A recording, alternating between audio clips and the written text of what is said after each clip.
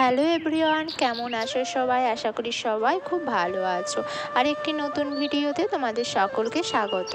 আগের দিনে একটা শর্ট ভিডিও দিয়েছিলাম, তাতে আমি দেখিয়েছিলাম যে আমাদের বাড়ির পাশে বেশ কয়েকটা ছাতু হয়েছিল, সেগুলো আমি তুলেছিলাম।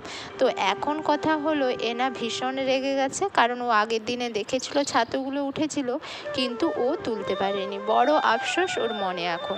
আর ও প্রচণ্ড রেগেও গেছে যে ওকে কেন ছাতু তুলতে দেয়া হয়নি। কিন্তু আমি ওর জন্যে রেখে দিয়েছিলাম। আমি আগেই দেখেছিলাম এই দিকেও দুটো ছাতু হয়েছিল। ও যেহেতু একটু বেলা করে ঘুম থেকে উঠেছে, তার জন্য ছাতুগুলো একটু ফুটে গেছে। আর কড়ি অবস্থায় থাকে খুব ভোরবেলা বা সকালবেলা। তো ও উঠে ভীষণ খুশি ছাতুগুলো দেখে, কারণ ও নিজের হাতে করে ছাতুগুলো তুলবে। ও কালকেই বলে রেখেছিল, মা আমি কিন্তু এই ছাতুগুলো সব কালকে সকালে তুলব। এই দিকটায় আগে ওই খামারের ওই পাশটায় অনেক ছাতু হতো, পুরো একদম ঝোড়া ঝোড়া ভর্তি ভর্তি ছাতু হতো। তখন আমরা খুব তুলতাম। তো আমরা যখন ছিলাম ওখানে, যখন আমার বিয়ে হয়নি, তারপর থেকে কিন্তু ছাতুগুলো আর ওখানে ওঠে না, কারণ ওখানে প্রচুর পরিমাণে মা গাছ লাগিয়েছে। সেই গাছগুলোর জন্যই হোক বা অন্য কিছু কারণে ছাতু এই বাড়ির আশেপাশেই ছাতুগুলো একটা দুটো করে ওঠে। তো আমি বেশিরভাগ যখনই আসি, আমার ভাগ্যে এটা লেখা থাকে যে আমি আসলেই কিন্তু এই ছাতুটা খেতে পাই। আর এই ছাতুটার টেস্ট তো বলার নয়, যারা খায় তারা কিন্তু সত্যিই বুঝে যে এই ছাতুটার টেস্ট কত। আমরা যেটা চাষ করা মাশরুম খাই, তার স্বাদ আর এর স্বাদ কিন্তু একদম আলাদা। তো যাই হোক, এনা অনেক কষ্ট করে ছাতুগুলো তুলেছে। আর একটা ছাতুর ছাতাটা মানে মাথাটা, তো সেটা তো ভেঙেই ফেলেছে। এই ছাতুগুলো কিন্তু বিশেষ বিশেষ সময়ে হয়, যেমন দুর্গা অষ্টমী বা রাধা অষ্টমীতে এই ছাতুগুলো বেশি হয়।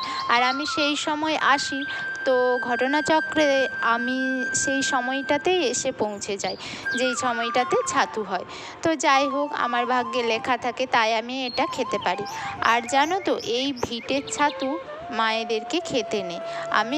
আমার যখন বিয়ে হয়নি, তখনও এই চারপাশে যে ছাতুগুলো হতো, তখন কিন্তু আমার সেই ছাতুগুলো খাওয়া চলতো না, কারণ আমাদের ভিটের ছাতু।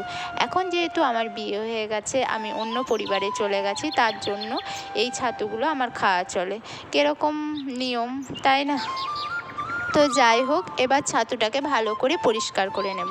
তো এইভাবে দেখো, ধারে যে ময়লাগুলো থাকে বা নোংরাগুলো মাটি লেগে থাকে, সেইগুলো এভাবে পরিষ্কার করে নেব। আর ভিতরটা মাঝ বরাবর কেটে দেখব ভিতরে কিছু আছে নাকি। ছাতুগুলোকে ভালো করে ধুয়ে নিতে হবে, কারণ ছাতুর উপরে রাত্রে যেহেতু ফোটে বা ভোরের দিকে, ছাতুর উপরে কোনো পোকামাকড় বা বিষাক্ত কিছু চলে যেতেই পারে। তো তার জন্য এইভাবে ছাতুর ডাঁটিটাকে ভালো করে কেটে মাঝ বরাবর ফেরে দেখে নিতে হবে ছাতুর ভিতরে কোনো পোকা বা কোনো কিছু আছে নাকি। আর যে মাথার ছাতাটা হয়, সেটাও এভাবে ভালো করে ছাড়িয়ে দেখে নেব। আর এভাবে করলে পরিষ্কারও হয়ে যায়, আর উপরে কিছু যদি চলে যায় বা বুলে যায়, সেই ক্ষেত্রে কিন্তু এর থেকে অনেকটা রেহাই পাওয়া যায়। আর এগুলো ভালো করে নুন হলুদ দিয়ে ভিজিয়েও রাখতে হয়, আর ভালো করে একটু ফুটিয়ে জলটাকেও ফেলে দিতে হয়। তো আজকের ভিডিওটা এখানেই শেষ করব। তোমাদের ভিডিওটা কেমন লেগেছে অবশ্যই জানিও।